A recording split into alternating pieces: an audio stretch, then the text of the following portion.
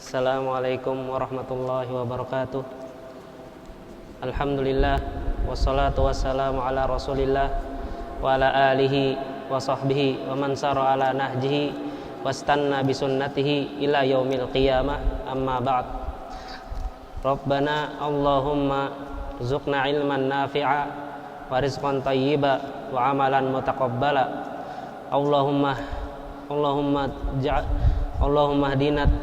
Allahumma hdina ila siratal mustaqim.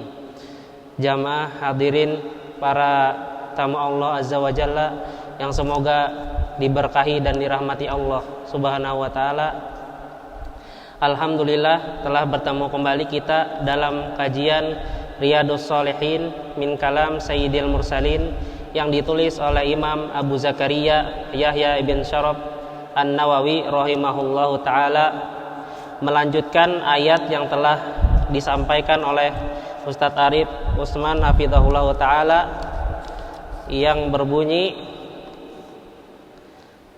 qala Allah ta'ala wa lanabluwannakum bisyai'im minal khaufi wal ju'i wa naqsim minal amwali wal anfusi wath thamarat wa basyiris sabirin. Di sini Allah Azza wa Jalla menjelaskan bahwasanya walanabluwannakum, di sini fi'il mudhari, akan tetapi ditambah dengan wawu qasam atau sumpah, kemudian ditambah dengan lamut taukid dan juga nun taukid, maka di sini kejadiannya benar-benar akan terjadi, pekerjaan tersebut akan benar-benar terjadi. Maka Allah Azza wa Jalla berkata, benar-benar sungguh aku akan menguji kalian bisyai'in minal khaufi, dengan sedikit dari rasa takut. Bukan bisyai'in bil khaufi, bukan dengan sesuatu ketakutan. Di sini Allah menguji seseorang sesuai dengan kadar keimanannya. Apabila Allah Azza wa Jalla menguji seseorang dengan seluruh al-khauf, yaitu artinya adalah faqdul amni, yaitu kehilangan rasa aman dalam diri manusia ataupun di sekelilingnya. Apabila Allah Azza wa Jalla memberikan kepada kita seluruh ketakutan, maka hidup kita akan terasa sengsara. Di rumah kita merasakan ketakutan, di sekolah kita merasakan ketakutan, misalkan diancam atau diteror, maka di sini Allah Azza wa Jalla menguji kita dengan sedikit rasa ketakutan, bukan dengan semua ketakutan. Apabila menguji kita dengan semua ketakutan, maka hancurlah diri manusia, maka akan celaka.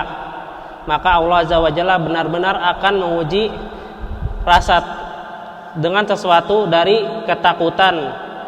Kenapa di sini Allah Azza wa Jalla mengedepankan rasa takut dibandingkan dengan rasa lapar? Karena rasa aman itu lebih utama daripada rasa lapar. Karena rasa lapar kita dapat pergi meminta kepada seseorang untuk makan, pergi kepada tetangga untuk meminta makan. Akan tetapi rasa ketakutan itu lebih utama dan lebih tinggi daripada rasa lapar. Karena rasa ketakutan itu dapat mempengaruhi seseorang, baik dalam beribadahnya, sholat malamnya, puasanya. Apabila di negara tersebut tidak terdapat rasa aman, maka sholatnya pun akan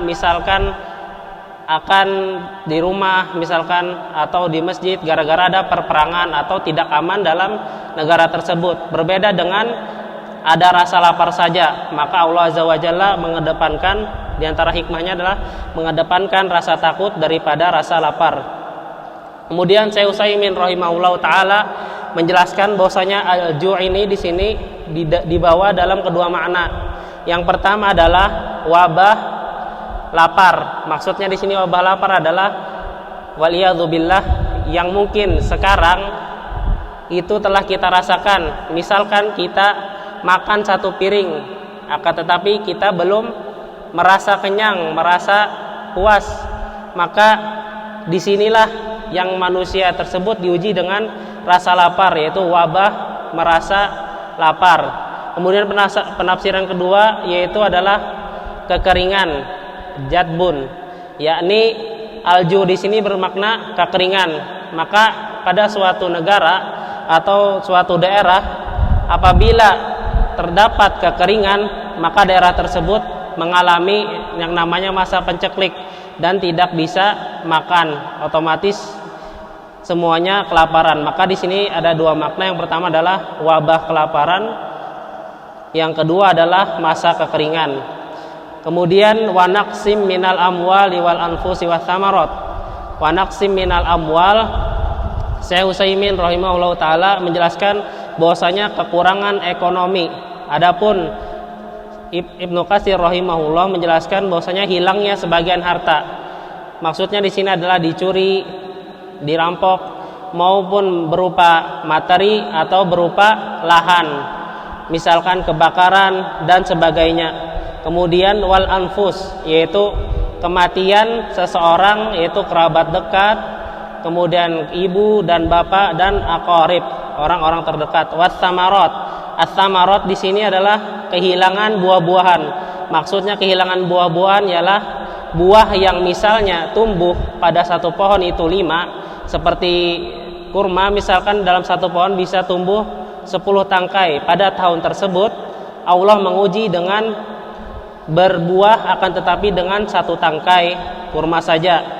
Dan apabila seseorang tersebut bersabar dengan rasa ketakutan, rasa lapar, kemudian kehilangan sebagian harta dan juga kehilangan sebagian kerabat dan juga sahabat dan juga hilangnya berbuah-buahan, maka berbahagialah kalian akan mendapatkan surganya Allah dan pahala yang akan banyak, seperti yang Allah Azza wa Jalla firmankan, innama yuwaffas sabiruna bighairi hisab. Sesungguhnya orang-orang yang bersabar itu akan diberi oleh Allah Azza wa Jalla pahala yang tidak terhitung. Faedah yang dapat kita ambil dari ayat ini, yang pertama adalah barang siapa yang dapat bersabar dari 3 perkara ini, yaitu dari rasa ketakutan, rasa lapar, kemudian hilangnya harta diri maupun juga benda, maka berbahagialah kalian akan surganya Allah Azza wa Jalla dan pahala yang tidak terhitung. Yang kedua adalah Allah menguji manusia sesuai dengan kadar keimanan dan kesabarannya, sesuai yang difirmankan oleh Allah Azza wa Jalla, la yukallifullahu nafsan illa wus'aha laha ma kasabat wa 'alaiha maktasabat. Sesungguhnya Allah Azza wa Jalla tidak membebankan kepada seseorang melainkan dengan kemampuannya. Baginya pahala yang didapatkan sesuai yang dia usahakan, dan kepadanya pula lah kecelakaan dari yang dia lakukan.